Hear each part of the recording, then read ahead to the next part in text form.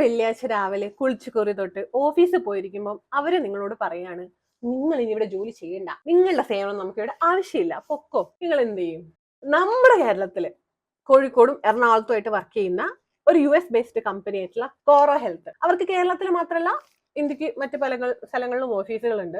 And കേരളത്തിലെ കോഴിക്കോടും കൊച്ചിയും ഉള്ള ഓഫീസുകളാണ് ഇവര് ഇപ്പൊ ക്ലോസ് ചെയ്യുന്നത്. നഷ്ടം കാരണം കമ്പനി പൂട്ടാണോ എന്ന് ആലോചിക്കും. അല്ല, ഇന്ത്യയിലെ മറ്റു സ്ഥലങ്ങളിലൊക്കെ ഇവര് ഹയറിംഗ് നടത്തുന്നുണ്ട്, ലിങ്ക്ഡിൽ ഹയറിംഗ് പോസ്റ്റിംഗ് ഒക്കെ നടക്കുന്നുണ്ട്.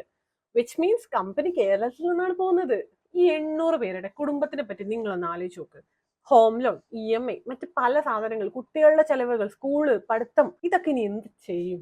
നമ്മുടെ മോദി ഗവൺമെന്റ് 2025 നവംബർ 21 പുതിയൊരു ലേബർ കോഡ് കൊണ്ടുവന്നു. അതായത് ഇതിനു മുന്നേ ഒരു 29ഓളം ലോസ് ഉണ്ടായിരുന്നു ഇന്ത്യയിൽ. അതെല്ലാം കൂടെ ആക്കി 4 ലോസ് ആക്കി. ആൻഡ് ഈ ലോ എല്ലാ സ്ഥലത്തും അങ്ങനെ ഫുള്ളി ഇംപ്ലിമെന്റ് ചെയ്തിട്ടൊന്നുമില്ല.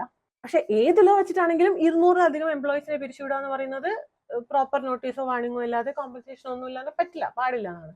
അപ്പൊ ഈ സംഭവിച്ചിട്ടുള്ളത് ഇല്ലീഗലാണ്. അത് കേരളത്തിലെ നിയമം മാറിയത് കൊണ്ടാണോ അതോ കേന്ദ്രത്തിന്റെ പിടികൊണ്ടാണോ എന്നൊന്നും എനിക്ക് അറിയാൻ പാടില്ല. യുവാക്കൾക്ക് ഇവിടെ ജോലി കിട്ടുന്നില്ലേ എന്ന് പറഞ്ഞ് വന്നൊരു ഗവൺമെന്റ് ആണ് ഇപ്പൊ കേരളത്തിലുള്ളത്. ആൻഡ് മുഖ്യമന്ത്രി ഒന്നും പറഞ്ഞ് കണ്ടില്ലടേ. ഇനി 10-ാം തീയതി മീറ്റിംഗ് ഉണ്ട്, അതിൽ എന്ത് സംഭവിക്കും? നന്നായിട്ട് നടക്കട്ടെ എന്ന് നമുക്ക് പ്രതീക്ഷിക്കാം. പക്ഷേ ഈ പ്രക്ഷോഭങ്ങൾക്കൊക്കെ കൂടെ നിന്നിട്ട് DYFന്റെ ആൾക്കാരുടെ വീഡിയോസില്, റിയാസിന്റെ വീഡിയോസില്, റഹീമിന്റെ വീഡിയോസില് ഒക്കെ വന്ന കുറെ കമന്റുകൾ ഉണ്ട്.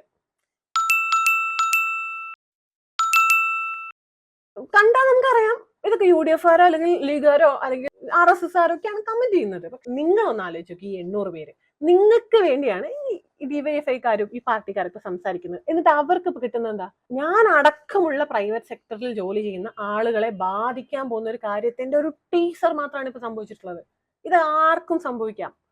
പ്രൈവറ്റ് സെക്ടറിൽ ജോലി ചെയ്യുന്ന ആർക്കും എപ്പോ വേണമെങ്കിലും ഇത് സംഭവിക്കാം. ഞാൻ ജോലി എടുത്താ എനിക്ക് ജീവിക്കാം, സുഖമായിട്ട് ജീവിക്കാം എന്നൊക്കെ പറഞ്ഞ് ഇപ്പോഴും നടക്കുന്ന പൊട്ടന്മാരൊന്ന് കണ്ണു തുറന്ന് നോക്ക്. നിങ്ങൾക്ക് ജീവിക്കാൻ സമ്മതിക്കുമല്ലോ ഇവിടെ ആരും.